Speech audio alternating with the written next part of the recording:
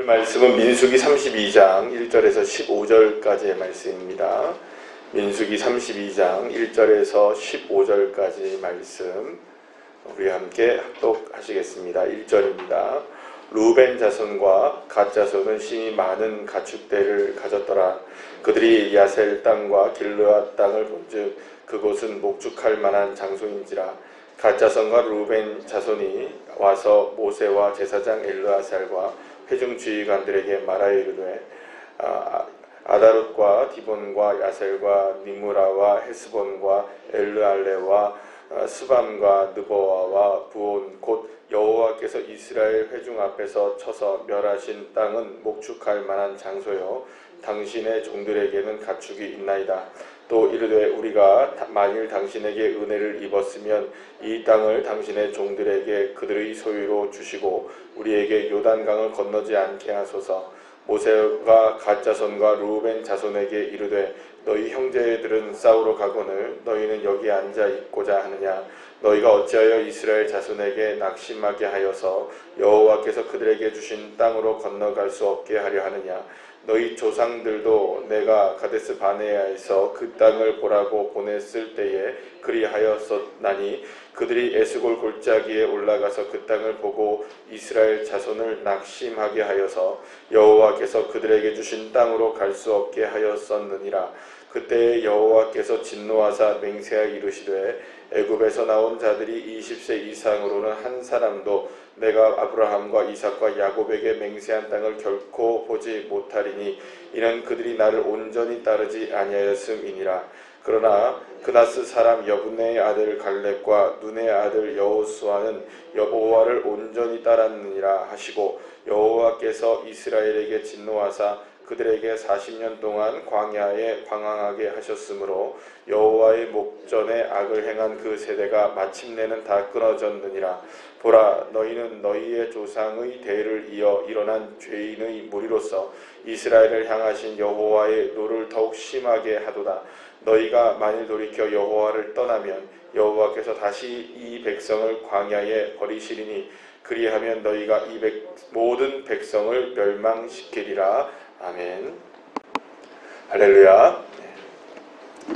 오늘 이 본문의 말씀 민수기 32장 1절의 말씀을 보면 이제는 정말 이렇게 가나안을 향해 나갈 시간이 거의 다 된 상황이 되었습니다. 자, 그런데 항상 이제 그 뭔가 무엇인가 이게 다 된 것 같았을 때에 문제가 한 번씩 또 드러나게 되죠. 오늘은 어떤 문제가 일어나게 되냐면 꼭 40년 전에 일어났던 그러한 비슷한 사건이 다시금 일어나게 되어서 모세가 오늘 굉장히 노를 나타내는 것을 보게 되는데요. 이건 어떤 사건이냐 하면 이제 여러분들 아시다시피 방금 전에 있었던 사건들이 어떤 사건들이었습니까? 이제 그 모압 땅 그리고 또 미디안 땅 있는 그 모든 미디안 평지를 다 이제 모세와 이스라엘 백성들이 함께 나가서 전쟁에서 이기게 되지 않습니까? 그러니까 이제 이 지역이 어디냐 하면은 바로 이제 가데스 바네아라고 해가지고 지금 그 요단 동편 쪽에 평지를 이야기합니다. 살기 좋은 동네이고요. 그 다음에 굉장히 비옥한 땅이기도 한 그 땅입니다. 자, 그래서 이제 요단강 동편 쪽에 있었던 그 땅들을 이제 이스라엘 백성들이 전쟁을 통해서 모세와 함께 이제 그곳을 이제 비느하스를 앞세워서 결국은 이기지 않습니까? 그런데 그 전쟁에서 이기고 난 다음에 그 땅을 보니까 그 땅이 이제 주인을 잃어버렸잖아요. 왜 주인을 잃어버렸습니까? 미디안 사람들 다 쳐서 없앴으니까 그 땅의 주인이 이제 없어지니까 너무 땅이 이렇게 너무 아깝다. 이 땅이 목축하기도 좋고 땅도 비옥해서 여기에는 살면 좋겠는데 굳이 우리가 요단강을 건너서 가나안 땅까지 들어갈 필요가 있는가라고 생각했던 사람들이 있었던 겁니다. 그 사람들이 누구냐 하면 르우벤과 갓 지파였습니다. 르우벤과 갓 지파는 다른 지파에 비해서 이게 짐승들이 굉장히 많았던 것 같아요. 그러니까는 자기들이 생각할 때는 그냥 여기서 우리가 머물게 되면 요단강을 굳이 건너서 우리가 그 가나안 서편 쪽으로 그러니까 그쪽으로 갈 이유가 뭐가 있느냐. 그 땅보다는 사실 여기가 훨씬 더 이렇게 살만하니까 그냥 여기서 그냥 우리가 목축하기에는 참 좋은 땅이니까. 그러니까 말하자면 이제 그곳에서 이제 곡식을 가지고 살기에는 좀 어렵지만 여기서 목축하는 입장에서는 살만한 땅이니까 우리는 여기서 살게 해달라고 모세와 지도자들 앞에서 자신들의 요구사항을 이렇게 이야기했던 겁니다. 어찌 보면 여러분들은 합리적인 선택이죠. 굳이 이 큰 목축대를 가지고 요단강을 건너는 것조차도 어떻습니까, 여러분? 이게 쉽지가 않은 거예요. 우리가 생각해 볼 때 그냥 가는 것도 어려운데 사실 생각해 보세요. 요단강을 건넌다는 것도 쉽지 않은 일이죠. 그런데 거의 자기들이 혼자 걷는 것도 그렇지만 자기들의 이제 삶의 기반이라고 생각하는 산업, 그러니까 이 목축을 할 수 있는 이런 것들을 그 가축대를 이끌고 간다는 것조차도 사실은 그렇게 쉽지 않은 겁니다. 그리고 또 한 가지 생각해보면 현실적으로 생각해보면 가나안 땅에 들어가면 뭘 시작해야 합니까? 전쟁을 시작해야 되죠. 그래서 지금 뭘 한 겁니까? 그 인구 개수를 하고 실전에서 한번 미디안과 싸워본 거 아닙니까? 그러면 이제 바로 들어가게 되면 여러분들 의리의리한 성 하나가 기다립니다. 바로 목전에 무엇이 기다리죠? 여리고라는 엄청난 성이 기다리거든요. 사실은 여러분들 우리가 생각할 땐 여리고 성이 뭐 7바퀴 돌고 매일 한 바퀴씩 돌고 7바퀴 돌고 와 소리 지르니까 무너진 것처럼 무너졌으니 뭐 그렇게 그냥 무너질 만한 성이구나라고 생각할지 모르지만 여러분 그렇지 않습니다. 여리고 성은 굉장히 견고한 성이었고요. 틈도 보이지 않는 성이었고요. 그러니까 여러분들 아시다시피 나중에 이제 정탐꾼 2명을 보내게 되었을 때에도 그 여리고 성을 들어가는 것조차 쉽지 않고 빠져나오는 것조차 쉽지 않았던 그런 성이거든요. 그러니까 여리고성은 절대 여러분들 만만한 성이 아닙니다. 그래서 실제로 이제 가나안 족속들이 여리고성이 무너지는 것을 보고서 그들도 간담이 서늘해진 겁니다. 아니 저렇게 견고하고 우리 그 가나안 지역의 가장 대표적인 그 성이었던 이 여리고가 무너지는 것을 보고서 이제 가나안 사람들도 두려움에 떨게 되는 일이 더 크게 되었거든요. 그러니까 여러분 실제적으로 이스라엘 백성들이 이제 요단강을 건너서 여리고를 점령하고 계속해서 가나안 땅을 점령해 나가야 되는 전쟁을 해야 된다고 생각했을 때 이 르우벤과 갓지파의 경우에는 우리가 굳이 그렇게 할 이유가 있겠느냐라고 생각하고 현실적인 선택을 하려고 했던 것입니다. 바로 그때에 모세가 이 일을 막아서게 된 것이죠. 그리고 이 일이 무엇과 같은 죄라고 규정하고 벼르냐면 40년 전에 가데스바네아에서 12명의 정탐꾼을 가나안 땅에 보냈을 때 10명이 어떤 결과를 보고하게 됩니까? 우리는 절대로 가나안 땅을 점령할 수 없다. 거기에는 장대한 거인들이 사는 곳이고 우리는 그들 앞에 스스로 메뚜기 같은 존재에 불과하다. 그러면서 우리는 이제 망했다라고 보고를 하게 되자 그때 그 망했다라는 보고를 받게 된 이스라엘 백성들은 거기서 마음이 무너져 버리죠. 그래서 이스라엘 하나님께 원망을 하고 모세를 원망하고 하자 하나님은 어떤 조치를 취하신 겁니까? 여기서 오늘 본문에서도 이야기하시죠. 이스라엘 백성들이 하나님을 믿지 않고 하나님을 의지하지 않았기 때문에 출애굽에서 나온 20세 이상의 모든 남자들은 이 땅에서 다 죽게 되고 새로운 세대를 만들어서 가나안 땅에 들어가게 할 것이다라는 이제 그 하나님의 측면에서 본다면 징계를 내리셔서 40년 동안 무엇이 일어나게 된 겁니까? 결국에는 그 광야의 삶이 시작된 건데 이제 광야의 삶을 다 마치고 이제 목전에서 이제 요단강만 건너면 가나안 땅에 들어가게 되는데 바로 그때 무슨 일이 벌어진 겁니까? 또다시 주님을 온전히 의지하지 못하는 불신앙의 모습이 드러나게 되니까 모세는 망연자실하게 되었던 것이죠. 그래서 모세는 생각은 이런 겁니다. 왜 너희들이 이스라엘 백성들 우리 모든 백성들에게 그 마음에 낙심을 가져다 주느냐? 왜 마음에 낙심을 가져다 주느냐라고 이야기하면서 오늘 보면 여러분 11절 말씀에 보면 이 일에 대해서 어떤 규정을 딱 주님이 내리시냐면 11절 말씀 마지막에 보면 이렇게 말씀하시죠. 그들이 나를 온전히 따르지 아니하였음이니라 라고 말합니다. 그러니까 이게 40년 전에 10명의 정탐꾼들이 여호와 하나님을 따르지 않았던 것이었죠. 그 똑같은 일이 지금도 일어나고 있다는 것을 이제 모세가 경고하고 있는 것입니다. 그러나 여러분 여기서 11절 말씀에 다시 한번 보시면 그들이 나를 따르지 아니하였음이니라 라고 이야기합니까? 거기 앞에 한 단어가 붙습니까? 잘 보세요 여러분. 그들이 나를 따르지 아니하였음이니라. 이렇게 얘기합니까? 제가 한 글자를 빠져버렸죠, 그죠? 뭐라고 제가 뭘 안 읽었습니까? 온전이라는 말을 안 읽었어요, 제가. 그러니까 여러분 이거를 우리가 잘 알아야 됩니다. 온전히 따르는 것과 따르는 것은 같은 말입니까? 틀린 말입니까? 따르는데 뭐 따르긴 따르잖아요, 그죠? 그러나 따르는 것과 온전히 따르는 것은 전혀 다른 말입니다.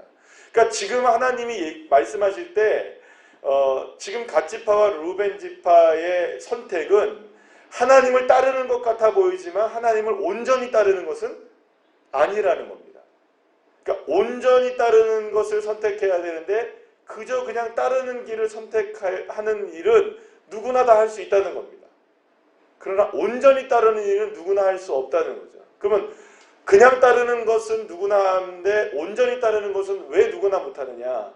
온전히는 진짜 믿음이 필요하기 때문이죠. 요단강을 건너는 것도 믿음이 필요한 일이고요.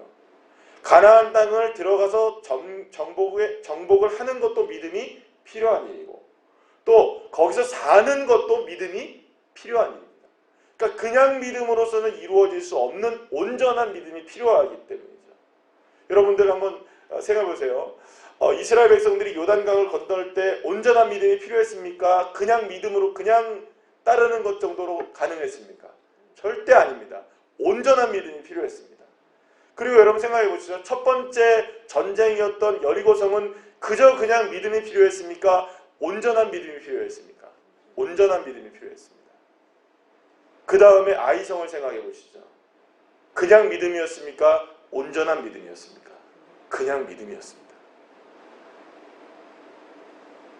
그저 믿음으로도 여러분은 전쟁은 할 수 있고요. 그저 믿음으로도 따를 수는 있지만 온전하게 역사하시는 하나님의 능력과 은혜를 경험할 수는 없는 것입니다. 왜냐하면 온전함에 대해서 하나님은 온전하게 역사하시죠. 어떻게 보면 물론 모든 것이 다 거기에다 이렇게 초점을 맞추게 되면 우리가 도덕적이고 윤리적이고 행위적인 믿음이 될 수밖에 없겠지만 그러나 여러분들 이거 필요한 하나의 점검사항이 되어집니다. 우리가 온전해지면 하나님이 온전해지는 건 아닙니다. 왜냐하면 하나님이 온전하시기 때문에 우리가 뭘 해야 합니까? 온전해져야 하는 것이죠. 하나님이 거룩하시니 우리가 거룩해지는 것이죠. 아멘이시죠? 그러니까 우리가 거룩하니 하나님이 거룩하신 건 아닙니다. 우리가 온전하니 하나님이 온전하신 건 아닙니다. 그러나 중요한 부분이 하나 있습니다.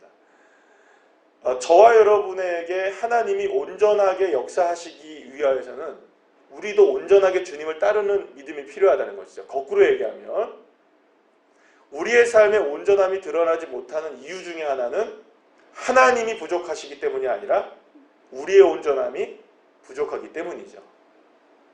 결국 어떤 문제에 있어서 만약에 여러분들의 삶 가운데 풀려지지 않는 어떤 문제가 있다고 한다면 무엇인가를 찾으려고 하시면 안 됩니다.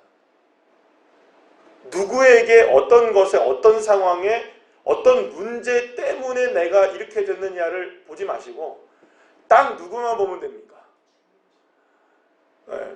딱 누구의 모습을 정확하게 진단해 버리면 됩니까? 내 모습만 진단하면 됩니다. 누구 이야기할 것도 없습니다.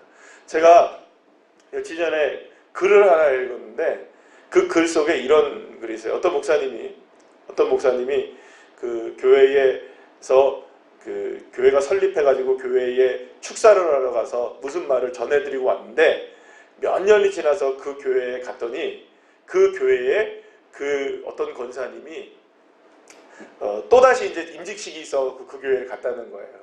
그런데 그 교회 어떤 권사님이 이렇게 하나의 그 뭐랄까 이렇게 선물 같은 걸 하나를 이렇게 만들었는데 일일이 손으로 하나씩 다 이렇게 그림을 그려가지고 나무에다 새긴 어떤 글을 이렇게 보여주더래요. 그러면서 그 내용을 딱 보니까는 이거 누가 얘기한 거야? 이렇게 친구 목사님한테 물어봤더니 그 자네가 우리 교회에 와서 그때 축사할 때 해준 거 아닌가? 이렇게 얘기했대요. 근데 그걸 기억하고 성도들이 그 말을 기억하고 우리 교회는 이런 교회가 돼야겠다라고 생각해서 그 권사님이 생각하고 있다가 그거를 요번에 임직식을 통해서 임직을 받는 분들에게 선물을 하겠다고 이렇게 딱 했는데 그걸 이렇게 보여주시더라는 거예요. 거기에 뭐라고 써 있냐면 좋은 교회가 있는 게 아니라 좋은 성도들이 있는 것입니다. 많은 사람들은 좋은 교회를 이야기해요. 많은 사람들은 좋은 상황을 이야기해요. 그러나 더 중요한 것은 좋은 성도들이 뭘 만들어내는 겁니까? 좋은 교회를 만들어내는 것이다. 이 글을 읽었습니다. 여러분 똑같은 거 아닐까요? 좋은 상황은 누가 만들어내는 것일까요? 좋은 내가 만들 수 있는 겁니다. 그러니까 내가 좋지 않으면 안 되는 것이죠. 상황이 좋은 것만 쫓아다니다 보면 여러분들 될 수 있는 게 아니에요. 그러니까 결국에는 여러분들 우리가 지금 우리의 신앙생활에서 온전히 주님을 따르고 있느냐 아니냐를 점검하는 문제는 내 자신의 스스로가 십자가의 발 앞에 그리고 하나님의 말씀 앞에 온전하게 딱 드러내는 모습이 될 수 있는 겁니다. 누구 이야기할 것도 없습니다. 누구의 모습입니까? 이 갓지파와 르우벤 그 사람들의 문제입니다. 여러분 지금 하나님의 은혜가 부족합니까? 하나님의 역사하심이 보이지 않습니까?